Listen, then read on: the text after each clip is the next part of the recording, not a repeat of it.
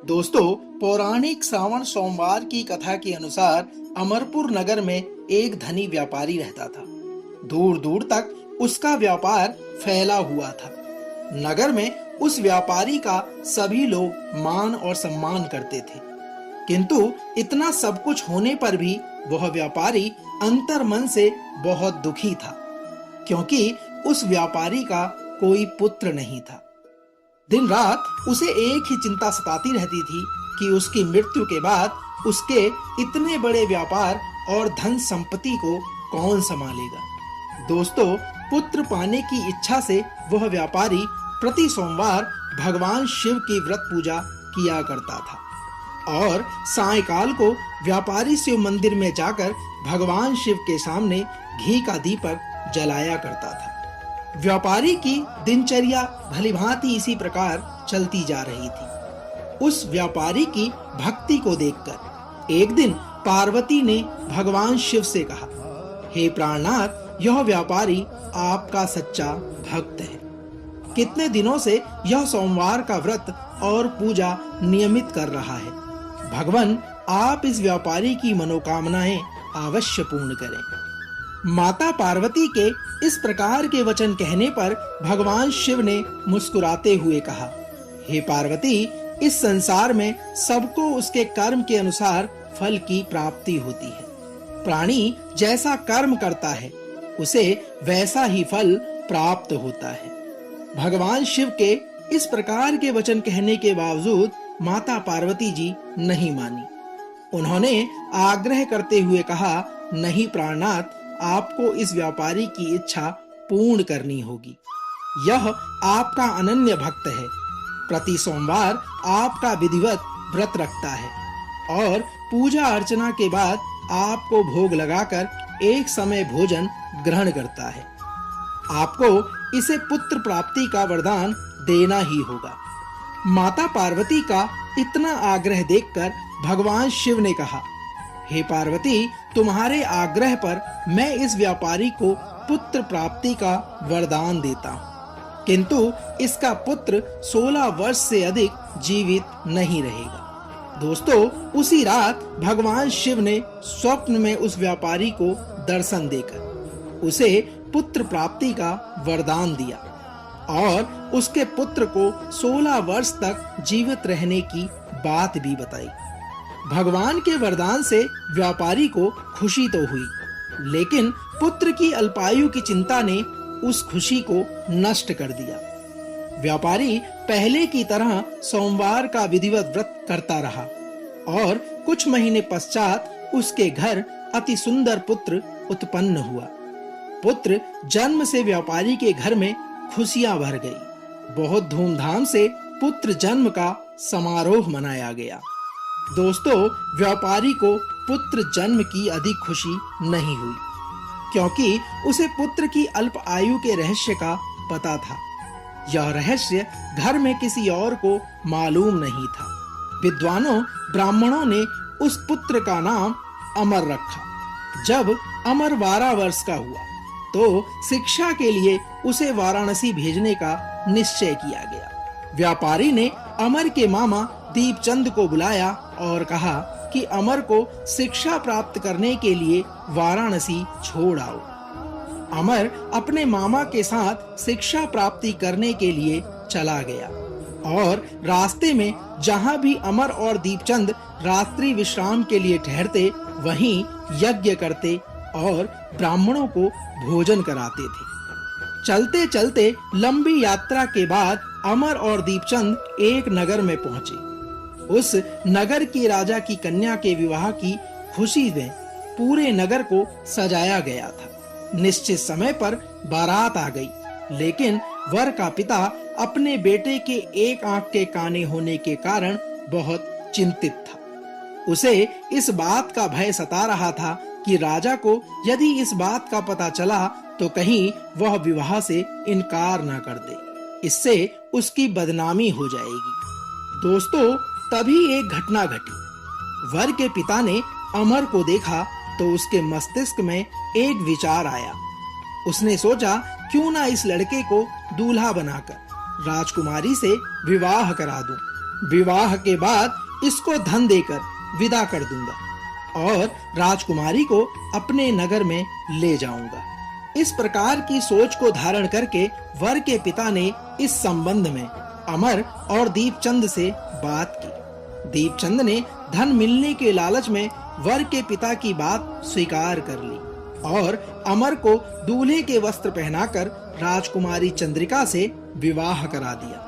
राजा ने बहुत सा धन देकर राजकुमारी को विदा किया। दोस्तों, आगे जो घटना घटी उसका विवरण अब मैं आपसे करने जा रहा हूँ। अमर जब लौट रहा था तो सच नहीं छिपा सका और उसने राजकुमारी की ओढ़नी पर लिख दिया, राजकुमारी चंद्रिका, तुम्हारा विवाह तो मेरे साथ हुआ था। मैं तो वाराणसी में शिक्षा प्राप्त करने जा रहा हूँ। अब तुम्हें जिस नवयुवक की पत्नी बनना पड़ेगा वह आंखों से देख नहीं सकता, वह काना है। जब राजकुमारी ने अपनी ओढ़नी पर लिखा हुआ पढ़ा तो उसने काने लड़के के साथ जाने से इनकार कर दिया। राजा ने सब बातें जानकर राजकुमारी को महल में रख लिया। उधर अमर अपने मामा दीपचंद के साथ वाराणसी पहुंच गया और अमर ने गुरुकुल में पढ़ना प्रारंभ कर दिया। दोस्तों, जब अमर की आयु 16 वर्ष पूर्ण हुई तो उसने एक यज्ञ किया और यज्ञ की समाप्ति पर ब्राह्मणों को भोजन कराया और खूब अन्न वस्त्र दान किए। उसी रात को अमर अपने शयन कक्ष में सो गया और शिव के वरदान के अनुसार शयनावस्था में ही अमर के प्राण पखेरु उड़ गए। सूर्योदय होने पर मामा अमर को मृत देखकर रोने और पीटने लगा। तभी आसपास के लोग भी एकत्र होकर दुख प्रकट करने लगे। मामा के रोने और विलाप करने के स्वर समीप से गुजरते हुए भगवान शिव और माता पार्वती ने भी सुने। माता पार्वती ने भगवान से कहा, हे प्राणनाथ, मुझसे इनके रोने का स्वर सहन नहीं हो रहा। आप इस व्यक्ति के कष्ट अवश्य दूर करें। मां पार्वती के इस प्रकार के वचन कहने पर भगवान शिव ने पार्वती जी के साथ अदृश्य रूप में समीप जाकर अमर को देखा तो पार्वती से बोले, हे पार्वती, यह तो उसी व्यापारी का पुत्र है। मैंने इसे 16 वर्ष की आयु का वरदान दिया था। आज इसकी आयु पूर्ण हो गई है। भगवान शिव के मुखार बिंदु से निकले इस प्रकार के वचन को सुनकर पार्वती जी ने फिर भगवान शिव से निवेदन किया, हे प्राणनाथ, आप इस लड़के को जीवित करें, नहीं तो इसके माता पिता पुत्र की मृत्यु के कारण रो रो कर अपने प्राणों का त्याग कर देंगे। इस लड़के का पिता तो आपका परम भक्त है, वर्षों से सोमवार का व्रत करते हुए आपको भोग लगा रहा है। मां पार्वती के बारंबार आग्रह करने पर भगवान शिव ने उस लड़के को जीवित होने का वरदान दिया और कुछ ही पल में वह जीवित होकर उठ बैठा। दोस्तों, अब आगे की कथा को सुनो, जिसमें शिक्षा समाप्त करके अमर अपने मामा के साथ अपने नगर की ओर चल दिया। दोनों चलते हुए उसी नगर में जा पहुंचे जहां अमर का विवाह हुआ था। उस नगर में भी अमर ने यज्ञ का आयोजन किया और समीप से गुजरते हुए नगर के राजा ने यज्ञ का आयोजन देखा। यज्ञ के आयोजन को देखते हुए राजा ने अमर को तुरंत पहचान लिया और यज्ञ समाप्त होने पर राजा अमर और उसके मामा को महल में ले गया और कुछ दिन उन्हें महल में रखकर बहुत सा धन वस्त्र देकर राजकुमारी के साथ विदा कर दिया। राजा ने रास्ते में सुरक्षा के लिए बहुत से सैनिकों को भी साथ भेजा। अमर के मामा दीपचंद ने नगर में पहुंचते ही एक दूत को घर भेजकर अपने आगमन की सूचना भेजी। दूत के द्वारा सूचना प्राप्त होने पर और अपने बेटे अमर के जीवित वापस लौटने की सूचना से व्यापारी अत्यंत प्रसन्न हुआ। व्यापारी ने अपनी पत्नी के साथ स्वयं को एक कमरे में बंद कर रखा था।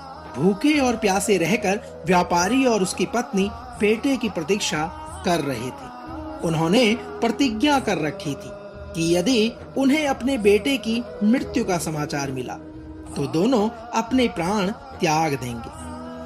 दोस्तों, व्यापारी अपनी पत्नी और मित्रों के साथ नगर के द्वार पर जा पहुंचा।